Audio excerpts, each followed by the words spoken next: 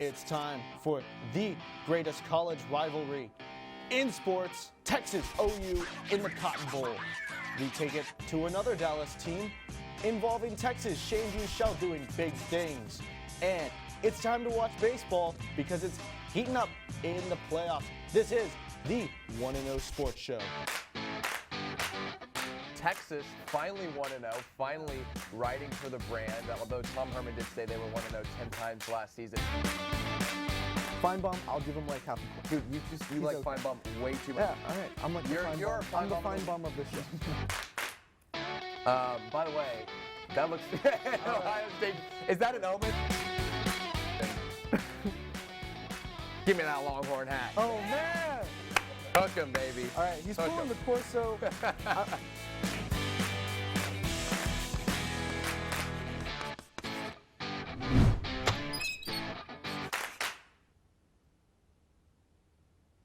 Welcome in to the 1-0 Sports Show, Red River Rivalry Week. I'm Thomas Fitch, joined alongside Robert Trevino. Let me just say it for the first time, y'all. It's 8:01, and OU still sucks. Robert, how you feeling this weekend? I'm feeling great. It's the biggest week of the year. It is. For Texas football. Texas, OU. We're going to get into that. But first, National championship. Who's hot, who's not? We'll start with your who's hot. Who's hot?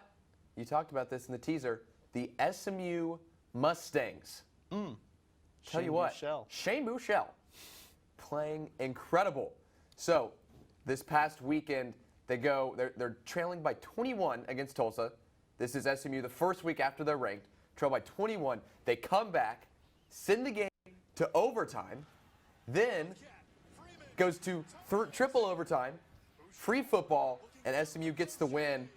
So SMU now 6-0 on the season. 6-0. Yes. Huge, but I want to say you're losing 21 to Tulsa. I have a rooted interest in this. I think A&M's the second best team in Texas. I know you say that. We're getting a lot of trash talk saying SMU is their good football program. Plain and simple, Texas A&M would beat down SMU 100 times out of 100. I disagree with 100 times out of 100. Okay, because maybe college not. football is maybe crazy. not, but over the course of 100 games. Over the course of 100 games, yeah, I think that maybe they win more. But look, here's the deal. SMU's 6-0. They're bowl eligible. I mean, that is true. 2 years ago, this team couldn't get to 5 wins. And here they are 6-0. Shane Buechele, 1,600 yards through 6 games. They're incredible. I guess what I say about Shane Buechele is that not only did Texas bring ourselves back, but we've also brought SMU We've also brought SMU So we should get credit for We should get credit. both We should get like a bonus win. Yeah, so we also bring... Or how, like, can we just erase the LSU loss? Well, we also like that send a QB to Oklahoma like every year to win the Heisman. So we true. should get credit for that we as should well. get credit. All right, who's not? Time to channel my inner Stephen A. Missing the cigar. Dallas Cowboys. A couple weeks back, Cowboys were 3-0. And I told y'all, they're overrated. A couple people on the show said, you're crazy. I told you you're crazy. I thought Robert this told was me the I was Cowboys' crazy. year. Turner Barnes told me I was crazy. Daniel Sheeb, before that, told me I was crazy. You still are. Guess what? Cowboys have lost 2 straight. Dak has 4 picks over the last 2 games, including 3 against the Green Bay Packers. Yeah, well, you have 4 picks over 2 games. What does that make you, like Aaron Rodgers in 2016? There's no reason to panic for the Cowboys here. Now, I'm a big Cowboys hater, but your irrational hatred for them has almost made them endearing to me. I think the Cowboys, this is their year. I think they're going to be very good. I think they're going to pick up after these 2 losses. It's going to be an important learning experience for them. I think they're going to rattle off 5 straight wins from here on in. That's crazy. I guarantee it. That's crazy. It's crazy. And what's even crazier. Look, Cowboys, they do have an advantage. They're playing the NFC East. That is this true. year we could call it the NFC least. The NFC least. However, when they make it to the playoffs, because they'll make it to the playoffs, first round exit. Calling it right here. Cowboys losing in the first round. Like the Braves? At least the divisional. We'll talk baseball. Daniel C says like the Braves. We'll talk baseball in a was little cold. bit, Daniel. That was cold. Let's get to my who's hot, and that is who's hot, Robert? Oklahoma football. Now, usually I'm saying hot to mean something good, but in this case I'm talking they love to complain on Twitter. Oh, yeah. Especially when it comes to... Not quite as bad as Aggie Twitter, but still bad. Not as bad as Aggie Twitter, but still pretty bad, especially when they're discussing how offended Texans get at the horns down. Yep. Most real Texas fans We don't care. don't care. Oklahoma is that person that gets to do it. Yep. They're like the family member that you maybe may not love. And they tease you relentlessly, and you give it back and forth. But at the end of the day, they're still family. Right. And at least they're not West Virginia. Exactly. Because West Virginia is that random kid from down the street, thinks they're part of the squad, and they're not. But I will say, Texas went into Morgantown, proved that that was the case. Now it's time to see if they can hang with the big boys. Oklahoma football Twitter, though, they're hot this week. They're hot this week, and they got the memes. Who's not, though? I want to talk. Who's not? That was very coward-like. That was very coward-like. Who's not? The AP poll. Yeah. Crazy. AP poll's not hot, and I want to bring it back to your who's hot. Bring it back. SMU should not be ranked so highly. I don't get how Wow. you move up They're barely 3 spots. ranked. I don't see how you move up 3 spots after that performance to Tulsa. If any ranked team, if A&M, They're undefeated. If A&M had gone in 5-0 and played that performance against Tulsa, they would have been unranked by the next week. SMU is getting credit for winning a game against a team that is garbage in Tulsa comparatively, not garbage, garbage compared to a top 25 team. And the AP poll ultimately is just the opinion of some journalists. I think they fair. overrated SMU's win. I don't think SMU should have moved up. I those think spots. all journalists were saying is, look, they found a way to win a game. And if they can find a way to win 6 games in a row, that's a reason to put them worth voting. Winning's winning. No, they should definitely be ranked. However, I don't know about moving up 3 spots. I didn't Yeah. see 3 teams, and I wasn't impressed that much. I would have seen maybe probably 1 spot at best, 23, 24, somewhere around there. But AP poll, not hot. All right, let's get to a new segment called Agree or Okay. Disagree. So there's a tweet from Clarence Hill Jr.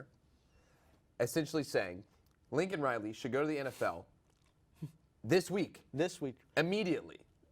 well, he ought to go today. Today? I agree. I would love for him to go right now. That would be some huge news to break on air. That would be. Lincoln Yeah, Riley, we have breaking news. Lincoln Riley headed I wish. to somewhere in the NFL. I agree completely with Clarence Hill. Lincoln Riley has been the Oklahoma University. Yeah. He is OU. He is the OU football. He has picked up not just right where Bob Stoops has left off, but he's done that and then some. Yeah, Bob Stoops going into, I think, didn't really move into Texas a bunch to recruit in his time here. But I think that Lincoln Riley being able to recruit these top-tier quarterbacks from other places, so that way OU doesn't ever have to produce their own talent. They Yep. just poach off of Texas, poach off of Alabama, poach off of A&M, places like that. You poach off of Texas Tech. You find these Yeah. quarterbacks that aren't good enough to start for their programs. You bring them in and say, hey, here's a scheme based solely around you with a lot of offensive weapons. You're going to be great. Yeah, also, we've already seen 2 generally system quarterbacks Yep. make it to the NFL based off of OU's system. Yeah. So these quarterbacks can make millions for looking pretty average in the NFL. Yeah. All right, let's get to our Paul Feinbaum of the week. I wonder who it's going to be this Wonder who week. it's going to be this week. Well, it's the great Paul Paul Feinbaum. Feinbaum himself, the Paul name. Feinbaum himself, and he had this to say on Get Up this past week. Well, they won a shootout last year, but that was a long time ago. I don't think the Texas defense is going to be able to stop him, especially in the secondary. They were exposed badly against that man right there, Joe Burrow. I mean, Joe Burrow just riddled them, and this was a guy we weren't sure was an elite quarterback. We know he is now. So I'm not giving Texas really any chance in this game. No chance at all. No. Yeah. I mean, it's a 10.5 point spread. I think Oklahoma's going to roll. Now, this is just classic Paul Feinbaum being Paul Feinbaum. He says this Texas defense isn't very good because they gave up a lot of points to Joe Burrow, who we thought was overrated. Then he goes on to say, now we know he's good. Look, I don't care how good you thought he is when he played him. You know, I don't care if you thought he was overrated. He's clearly good. LSU has scored a ton of points on everybody they've played this season. Texas defense has clearly shown some improvements in the past couple weeks. And the fact that Paul Feinbaum says a year ago, this isn't a year ago. Look, you look at the teams. Yeah, Jalen Hurts instead of Kyler Murray. Yeah, CeeDee Lamb instead of Marquise Brown. Other than that, there's not much difference. It's a pretty similar defense for Texas. Pretty similar defense for Oklahoma. I would say both defenses a little bit improved, not a lot, a little bit improved. Both offenses basically about the same point. Good offenses, defenses that are improved. For him to go ahead and say no chance for Texas in this game is absurd. It's absurd. The first thing I wanted to point out was I love that you're still wearing the cowboy hat. I love it. I love it, America. But anyway, the second thing was that this is very emblematic of what all SEC fans do, and it's that they hype their conference up, and then anytime that someone hangs with them in a game, all of a sudden that team is apparently terrible. Which doesn't even make sense. Yeah, we're supposed to believe that LSU is a top-tier team in the nation, which they are. Right. And they've played like it. Joe Burrow is a legitimate Heisman contender. That team looks great. They could win a national championship. It would not surprise me. But on the other hand, they also want to make the point that, hey, Texas played them very close, which, doesn't mean they won, but they played a very competitive game. They did. And then they want to say Texas is no good because they didn't win against an apparently incredible team. Yeah. This is very emblematic of what Paul Feinbaum loves to do. But what can you say? Well, and when you look back at past Red River rivalries, 2015, Texas team that went on to go 5-7 played an Oklahoma team that went on to be in the college football playoff. Who won that game? Texas. Why? Because you can't say who's going to win this game. It's a rivalry game. And I know it's cheesy to say throw out the record books when these teams play. But dang it, throw out the record books when these teams play. You don't know who's going to win. Yeah. If you watch every game, that's what makes this game so incredible, is that you watch any year of this game and you don't know if one team is completely garbage that year. Yeah. You'd have to know the historical context. Yeah. You can't watch a game and be like, well, that Texas team probably went 11-1. That's probably what you'd say that year, 2015 with Charlie Strong. You'd be like, this team probably went undefeated. Yeah. That team went 5-7. OU went to the playoff. So you can't really tell. All right, lots more to get to in the show when we come back. Interview OU Daily editor, sports editor George Stoya. Daniel Shee's joining the show. Zach Leff's joining the show. Make sure you stick around.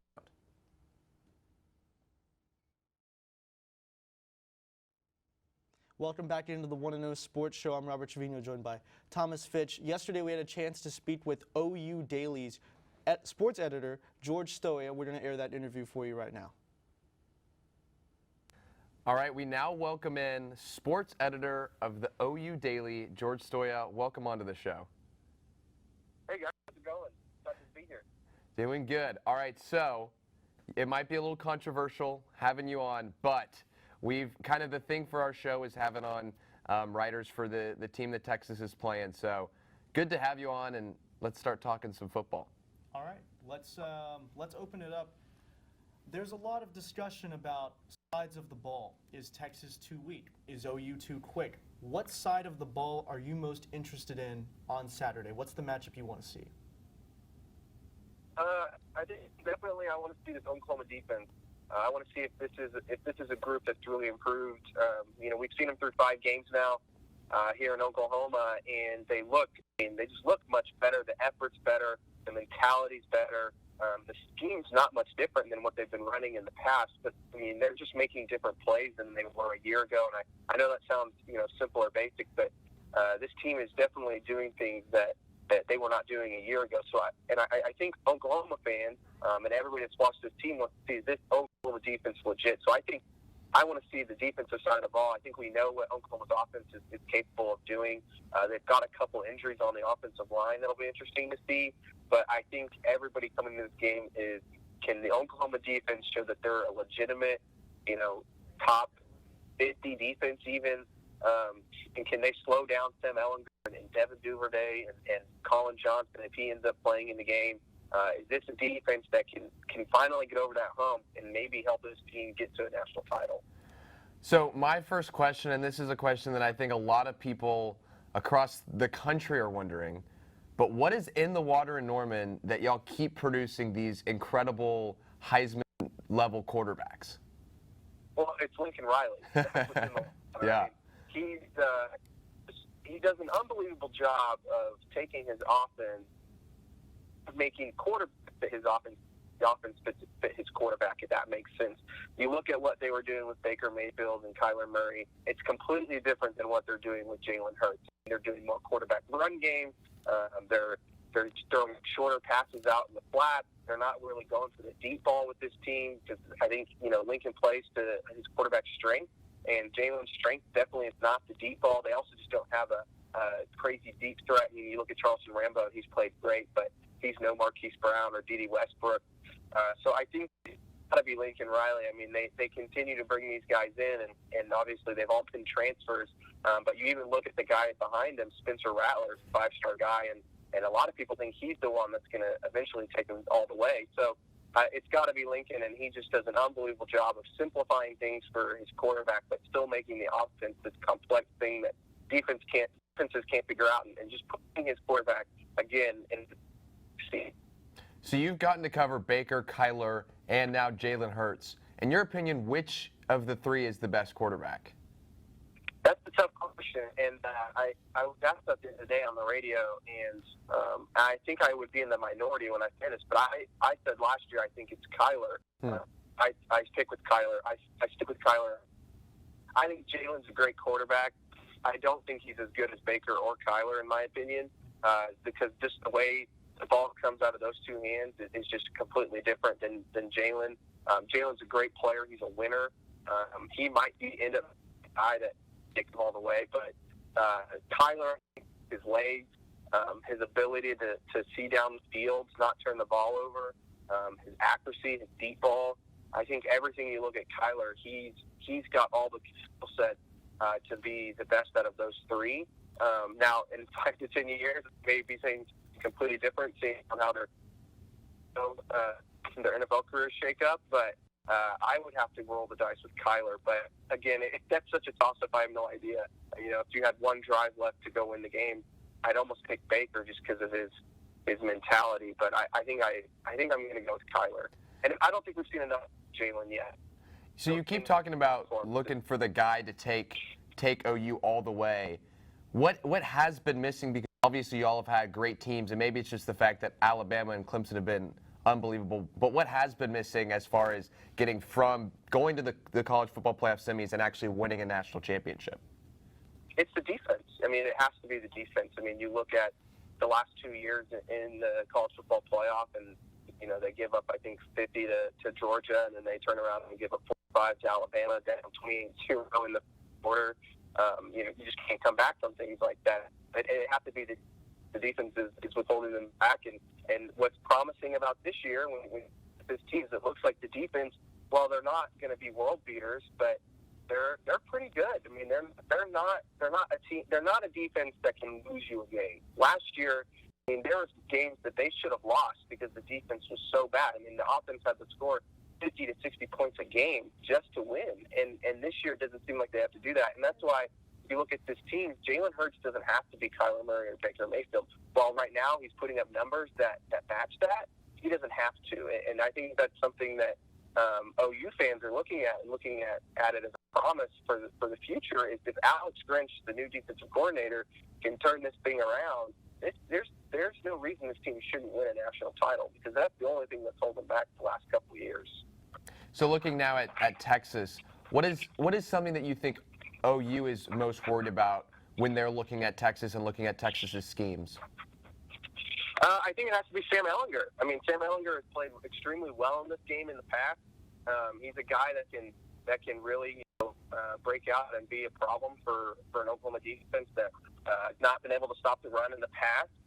But I think you also look at Devin Duvernay. I think he's a speedy guy that can definitely cause OU some problems in the secondary. And then defensively for Texas, I think up front they should be able to get some pressure on Jalen Hurts. OU's probably going to be without their two starting offensive tackles. And so it'll be interesting to see how OU handles the pressure Texas up front. Let's talk OU defense just a little bit. I know I've heard things that it's improved. It's definitely looked better this season. But in your opinion, through 5 games, how much improvement has been made from the past couple seasons where it's really struggled? I think it's taken a few steps forward. I mean, I'm not going to say, again, I don't think they're world beaters, but they've made plays that they didn't make a year ago. I mean, they're forcing turnovers. There was a play against Texas Tech that the running back, ran 58 yards, and usually they let that guy score, and they went down, tackled him at the 3-yard line, and then had a goal line stand. That's not a play they make a year ago. A year ago, they just give up on the play and let him score, and then they give up a touchdown a couple plays later. It's those small things that they're doing that I say are the biggest improvements. And you look at the way the corners are playing. They're turning around when the ball is thrown. They weren't doing that a year ago. They're not getting dumb penalties. And again, they're forcing turnovers. I think they already have 6 this year. And at this point last year, I think they had 2 or 3. So they've just done things that are completely different than what we've seen in the past. And so, I don't want to say they're like some phenomenal defense, but they've definitely taken steps in the right direction. So anything can happen in this game. So let's play a hypothetical here. Let's say you're right. Let's say OU wins this one, but Texas wins out, including in the Big 12 championship against OU in December. Does a 2-loss Texas with the Big 12 title jump over a 1-loss OU? Oh, man, that is a tough question. Super hypothetical. Super hypothetical. I would say yes, just because if you look at, and I think that would ruin the Big 12's chances of making the playoff, because I think you look at across the board this year in college football, and there's, I think Clemson's going to run the table, Ohio State's going to run the table, Alabama are on the table, LSU might run the table, and if this team were to do that, I think the voters would automatically just put them ahead of Oklahoma, maybe by like or something like that. But I think Texas could get into the playoff with 2 losses when you look at the field this year, especially if Georgia and Alabama go to the SEC championship game, both undefeated and then 1 loss. They'll put the 1-loss team in, I think, over a 2-loss Texas Big 12 champion. And so, man, that's an interesting. I never really thought about that. That's an interesting take. Yeah. So that would be really interesting. I like that question. Good question, Robert. Yeah, no problem. So a little bit on the lighter side, the week leading up to the game, OU Hate Week. I guess in Norman you call it Texas Hate Week. What's your favorite thing about it, and what's the greatest trash-talking thing that you've seen this week, or really any other year? Well, it's got to be horns down, right? The controversy struck the college football world. Yeah. I think, growing up as an Oklahoman, going to the games as a kid, horns down is just something you're kind of born with. And so this whole, whatever you want to call it, the controversy or whatever, that's going on with this situation, I think it's a lot of fun for OU fans. It just makes them want to do it even more. I know. To be honest, so I think it would have to be that. And the thing for me that I love about this game is the pageantry and the fact that it's in the state fair in Texas, and you can go get a Fletcher's corny dog and eat some fried Oreos and then walk in and watch a football game. I think it's just my favorite part of it, and just the hatred for each other. The hatred in the respect, because I feel there's a healthy respect between the two programs. Hate each other and the teams hate each other.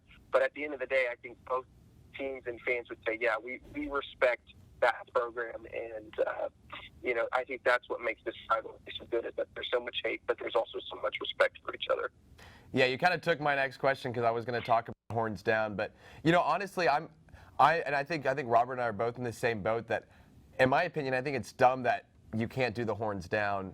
That's part of what has made this such a great rivalry, is especially I get when West Virginia and other teams are doing it, it kind of feels like a copycat thing, because that's y'all's thing of y'all hate us, we hate y'all, do it in the game.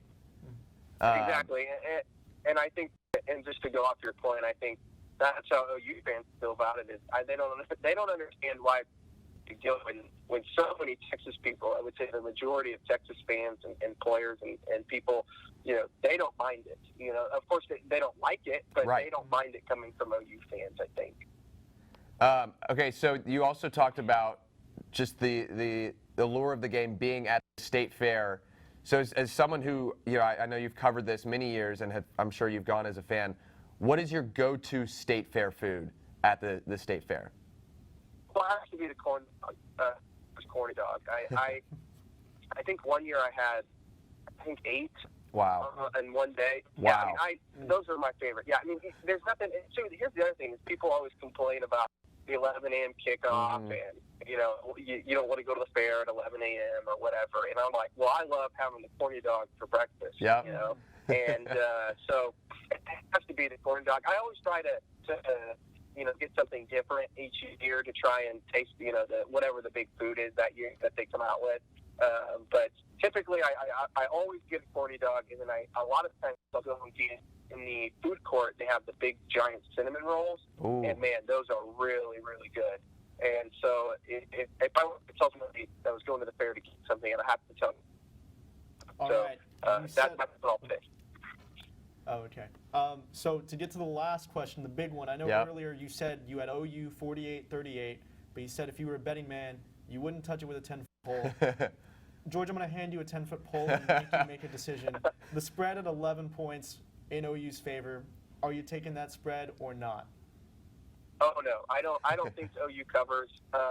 They could, but I also, you look back at the last 4 years, and you guys may disagree with me, but I would say Oklahoma's had probably the better team the last 4 years. Yep. Lost 2 of those games. Yeah. I mean, you look back to the 2015 game, Texas was, I think, 1-4, and Charlie Strong, if he loses that game, probably gets fired the next day, and they come out and beat an Oklahoma team that ended up going to the college football playoff. Right, and Texas ended up 5-7 that year. Yeah, exactly. So, I mean, you look at this game, and if I were a betting man, I would never touch this game because one turnover, one special teams play, one touchdown here, one missed field goal there. It's a completely different game. And so I don't think OU covers. I think it's probably around a 1 touchdown to maybe a 10-point game. Like I said, 48-38 is my guess, which is almost right on the line. And so, again, I wouldn't touch this, but I will take Texas to cover this game. All right. Well, George, thanks for coming on and giving us your analysis. I can't wish your team the best of luck, but I do wish you the best of luck covering the Sooners the rest of the year. Great interview with George. Special thanks to him for coming on, even onto a Texas show during OU Hate Week. When we come back, we're headed to the locker room for some hot takes with Daniel Shee. Stick around.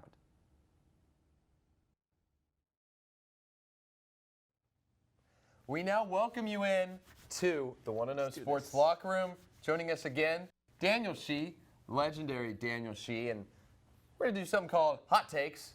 We're just going to be making hot takes. Just takes, I think. They're nothing hot about them. Wow. Okay. I was making some hot takes. Daniel's just going to make some regular takes. Anyways, let's start with the MLB playoffs. Of course. And I know you requested this, but a couple weeks ago you were on. Yep. Robert and I were high on the Braves. You were high on the Nationals. We said you were crazy. Roll the tape. I'm going to go. I mean, dark horse, right? You can't choose Dark the Dodgers. horse. You can't choose the Astros. You Yep. can't choose the Yankees. Dude, the Natties, man. Dude, get out of here. The Braves in the playoffs, unless the Braves somehow make it to the NLCS. So Somehow. I know. Do you think they're beating the Cardinals? No, the Braves are not beating the Cardinals Here's in the round deal. 1. Nationals, you said they never won anything. You said this other person, they never won anything. They never won it. They never won anything, Daniel. They have never won And they're anything. a Washington team. Washington teams don't win in the playoffs. Or at least they don't win at all. I'll take the Braves as my dark horse. We got Braves. Daniel's disappointed. Well, that pains me to watch, but nobody can say we don't bring up our past mistakes. It's when Daniel's right, when Daniel's wrong. This is the most Daniel's right That is ever. that was exactly what Daniel's right. And I like how last time I went on the show, I almost broke the board, and Almost broke the somehow board. and then now this time we moved it to the locker room. We made sure, there's nothing you could break in here. There's nothing to break here. So You can't break that song. That screen is it's a good screen. All right, so let's get to our first topic relating to that. yep. So let's say who was necessarily right in all that? Were the Braves that bad, as you said, or are the Cardinals that good? Well, I wanted to hear what you said, what you want to say first. Okay. But before you go on, because I know you're from Atlanta. You're not from Atlanta. I'm not from. I have no reason to like the Braves. I just do. Because you're a Braves fan, Yeah. I think we can save the rants for later. Yeah. If you win the games in which Adam Wainwright and Jack Flaherty started, Yep. as a Braves fan and as the Braves, you have to win that series. Hands down. And if you have the lead with 6 outs left in Game 4 to secure a Secure the playoff win. spot, you're supposed to win. Yeah. If you have your leadoff hitter at second base with nobody out on top of the 9th, you're supposed to win that game. Yeah. But they didn't win the game. Well, sometimes life throws you curveballs. And they couldn't hit any. Well, and you know, you look at the game. You know, you brought up they had bases loaded in the 6th when they're up 4-3. Bases loaded in the 7th when they're up 4-3. Leadoff triple. I think it was the 8th. Maybe it's the 9th. You probably know more than me. Leadoff triple doesn't matter. End of the game. You got to score at least one more run. They score one more run, they win. I mean, and you go back to the 7th. You have Hechavarria coming in the pitch hitter spot. Bases loaded, hits it to the warning track. I mean, that's 5. The ball's 5 yards away from a completely different story right now where we're both saying we're right and we're all in happy moods. Instead, Daniel's happy. Robert's just bummed because he missed a pick. I'm sad. Yes. A lot different mood here in the locker room. And I just want to preface what I'm about to say. This is not towards any specific player or manager or any executive in that Braves organization. But I think it's directed at me. it's not. It's not directed towards any specific player, but Braves fans deserve better than what they were Yes, treated we in do. Game 5 Yeah. in the first inning. Crazy. 10 runs. I don't care. I don't care how much money you spent on the seat. It has to be above $100. You spent hundreds and hundreds of dollars to go to the stadium. You sat in traffic. You spent $10 on a hot dog and $20 on a beer because it's apparently MLB baseball. And then you sat down. The game was over in 5 minutes. That should not ever happen. And when you're the Braves, I'm assuming they get this when they're in the locker room. Yeah. But you cannot put that kind of performance in any, if it's like game 122, whatever. It's game 5 of a ALDS winner take all, and you've never advanced in the playoffs ever since 1925. So you got to do something. When you have, again, This is definitely hot takes. I don't know what you're talking about. This is hot takes. when Ronald Acuna Jr. is on second base with nobody else, you get him to third. Yeah. When you have Yadier Molina at the plate, you don't throw him the ball at the other side of the plate. Yeah.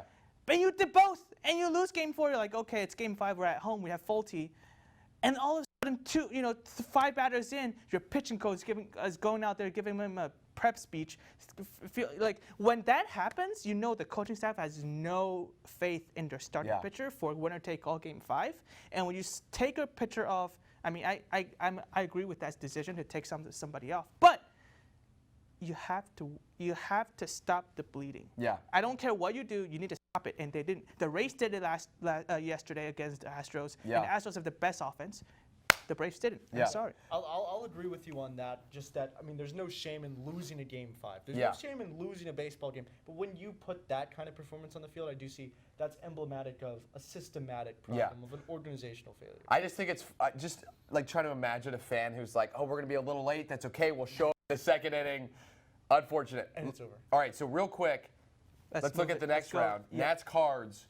Who do y'all have in that series? I know that was your sleeper pick. Yeah, the Cardinals will win this series because the Nats are built to win a 1-game playoff and a 5-game series. Yeah. With the 5 pitchers they throw out. They have Anibal Sanchez who were lights out, but they gave him 5 innings only, which makes sense to me. If you have that little faith in your 4th starting pitcher, when you don't have a bullpen, you're not going to win a 7-game series. The Cardinals are far from perfect, but they have a much better all-around team, all-around pitching, all-around batting. And so in that case, I'm picking the Cardinals over the Nationals. I think it's going to take 6, maybe 7 games. That's the only way I see the Nationals losing because they can win 4. They can win more games than 4 or 5 a game series, but they're not going to get to the 4-game win. I agree with you. Not so fast, my friend, however. I agree. I am going with the Nationals. I'm trying to give you more bulletin board material. You can save this video for later so you can throw in both of those shots. Sure. And you'll be right both rounds on me. But I think that the Nationals are going to wrap this one up quick. But I do agree. I got the Nats in 5. If this goes to a longer series, I think even 6, we're going to see the Cardinals' depth just shine. But I think overall, the players that they'll be able to put early in the series, the Nats have the clear advantage. I think Nats are a team of destiny. I think they win in 7. That's what I got. All right, let's move from baseball, which is a sport that I currently think is stupid. Before we move on from baseball, can we talk about Clayton Kershaw? We can. Do what you need for Clayton Kershaw, because I know you have something brewing. For Clayton Kershaw? For Clayton Kershaw, all I'm saying is this is why you don't give a pitcher that much money. Yep. This is the problem with baseball, and it's a problem really with sports at large is that you pay a lot of this money and it comes down to 1 or 2 games, in this case 1 moment for Clayton Kershaw, and Kershaw throws the game away. Quite literally, this is why you play, I guess, 162 games just to get to this 1 moment. Clayton Kershaw is supposed to handle something, and that's what he does right there. Like, what are we doing? And I cut this VO, and the reasons why you're feeling why is it so long, is so boring, because it only took 3 pitches for him to ruin his legacy again. And I didn't have to cut anything because that's how quick it was for Clayton Kershaw and for the Dodgers to lose to at least let the Nats tie it in Game 5. And when they did, the Dodger Stadium was silent. Something was done, and it was over. All right, so now let's move from baseball. Sorry, Thomas. Back to the sport that, at least for right now, I'm liking a lot more. Yeah. College football, but Daniel, Yes. you see a problem with it. What is your problem, and how can we fix it? So for the first half of the season, the College Football Playoff Committee does not come up with a ranking. Right. It's all up to the 8 people, and you mentioned it earlier this show. The press should not determine who's better, who's not in any sport. It should be up to the teams. And so when you have a preseason poll, when you have That's what the coaches poll is for. Sure, because you pay attention to the coaches poll too, and the coaches obviously watch every single game in the weekend. But when you have a preseason poll, which nobody knows anything about the team in that year, and you give Clemson and Alabama in 1 and 2, you're saying, oh, they're definitely the best and the second best team. They are starting the race 40 yards ahead of everybody else, and because when you get to the final ranking, that's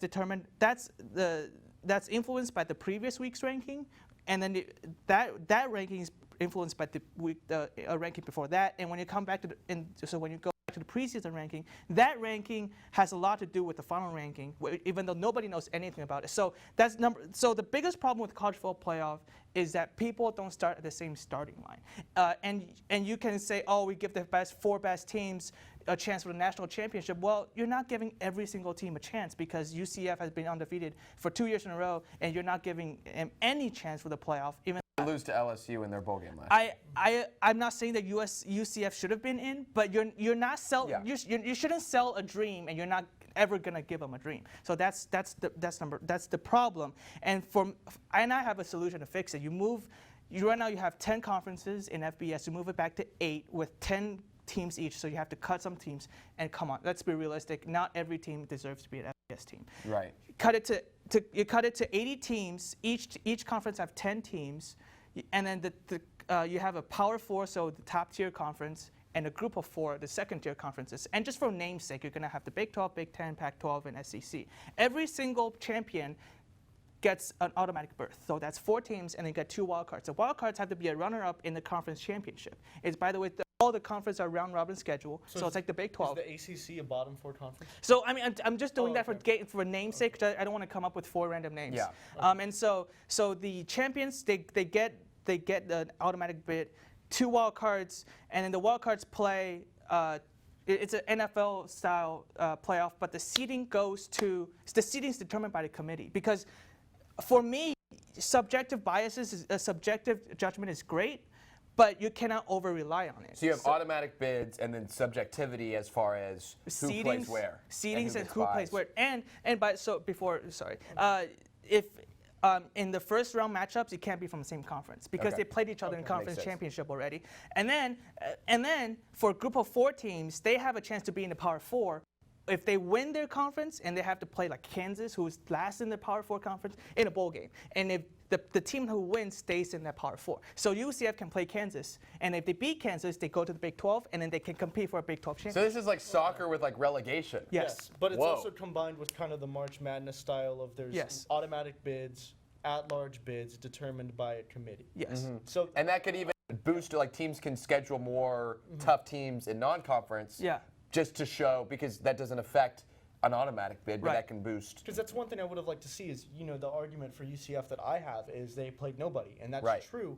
But I also would have liked to see where we don't have to wait 15 years to see them trying to move up into a big conference. Right. To play those teams. Or even wait 15 years for Texas A&M to play Georgia. Exactly. Right. Before I have to go. You want to make a pick for quick Texas Red OU? River rivalry. Who you got? Texas defense is a little depleted. A little bit. Oklahoma's offense is looking really good. But hat, give me the hat. Give me the hat, man. Let's go.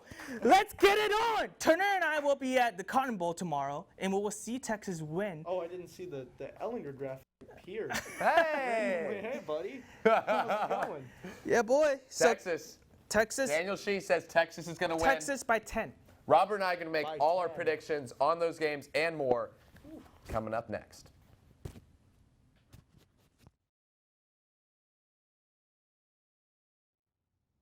Welcome back into the 1-0 Sports Show, and let's go ahead and say it again.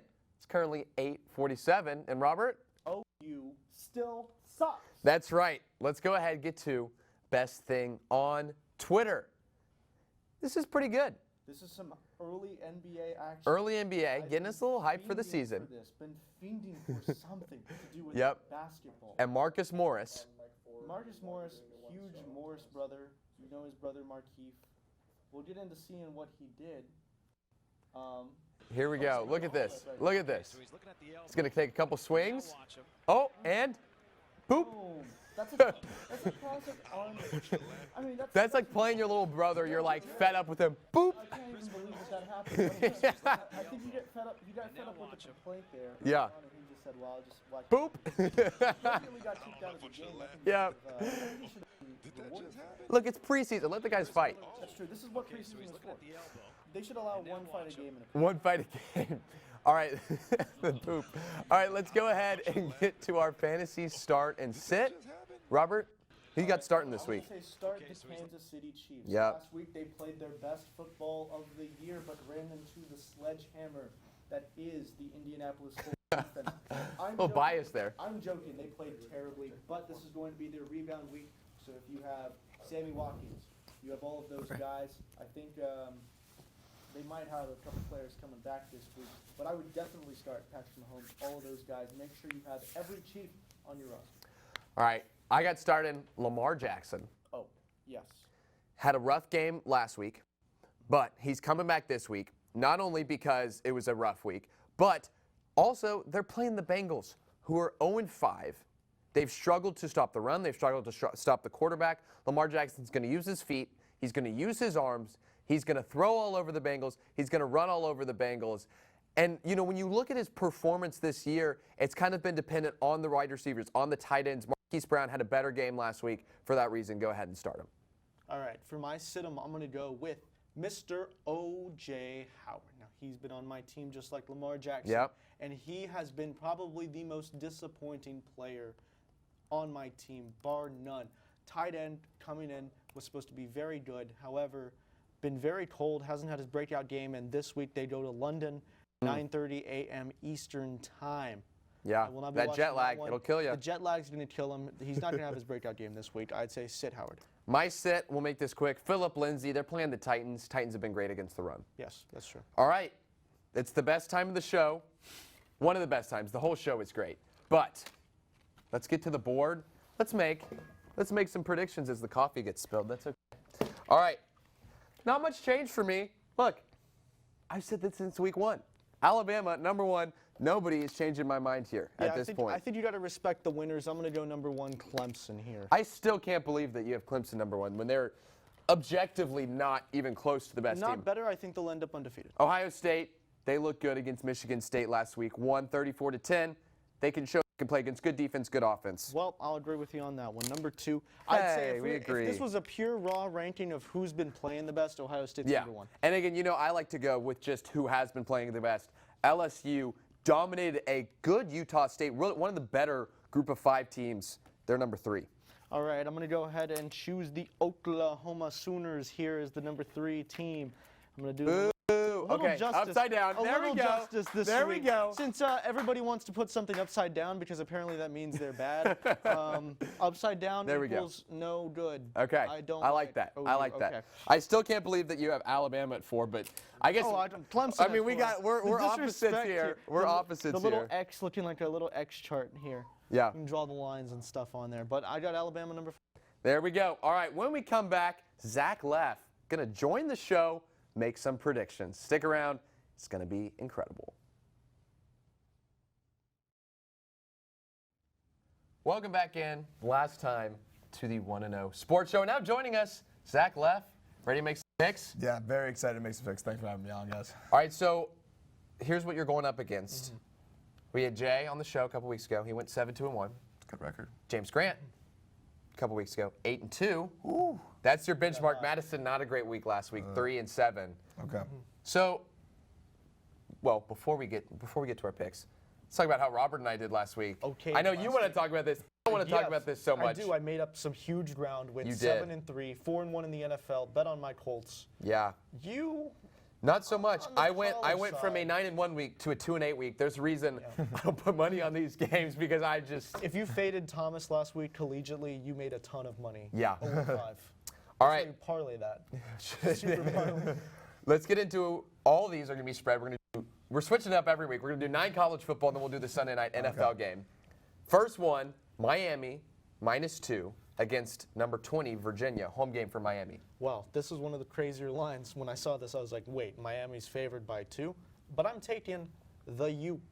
Wow. Miami in this one. Wow. Zach? Yeah, I don't know. Miami played a really bad game last week against Virginia Tech. That was a pretty bad loss. I'm going to go Virginia off a bye. I'm going to go with the Cavaliers, yeah. I agree with you, too. Look, Miami is overrated.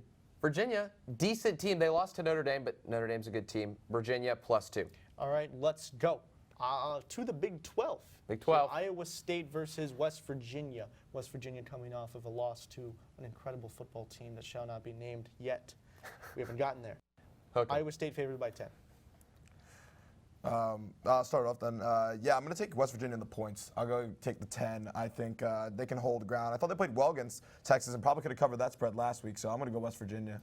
Great pick. West Virginia, they made a lot of improvements this season. Iowa State, they're good. They're not good enough. I think they win this game, but they don't cover. No, I think Texas did a bad job underestimating the Mountaineers coming off, and that's why West Virginia looked so good. But I think Brock Purdy and Iowa State look great. I think they're going to cover. Wow. All right, next game.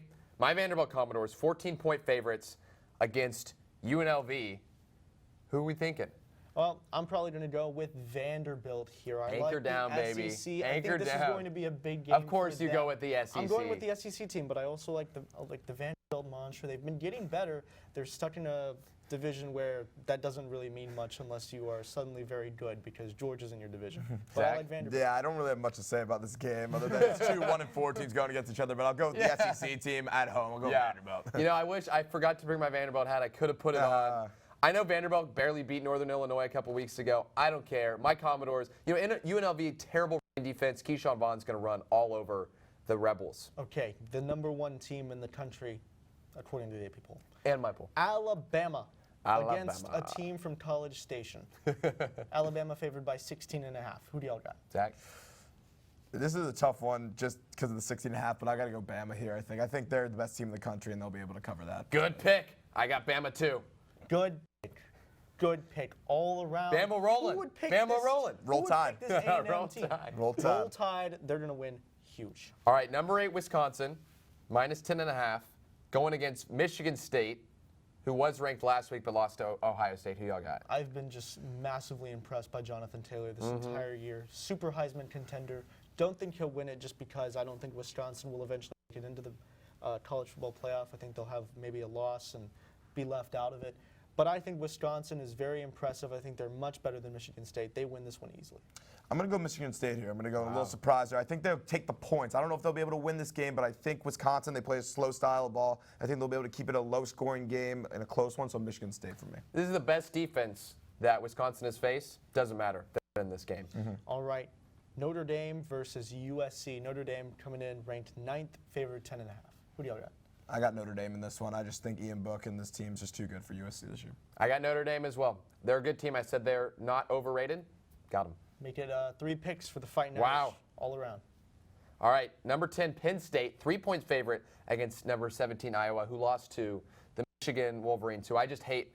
We're never going to pick for them or against them on this show because I always lose. Who do y'all have? I picked Michigan last week. This week I'm switching it up. I'm going Iowa. Wow. Yeah, I'm going to go Iowa as well. I'll take the home dog there. Not so fast. Penn State, they're coming in. They're getting the win. All right, massive matchup here, college game day Yep. game. LSU, 13.5 It's a big point spread. favorite Some over spread. Florida. Who do y'all got? I got to go Florida. I think the spread's way too big, honestly. Yeah, good pick. too big of a spread. LSU wins this game, but 13.5, that's a lot. Yeah, this game's going to come down to at least one possession. I'll go Florida. All right, the big game, Red River rivalry. Let's bring the cowboy hat back on the set. Oklahoma, 10.5-point favorite. Who y'all got?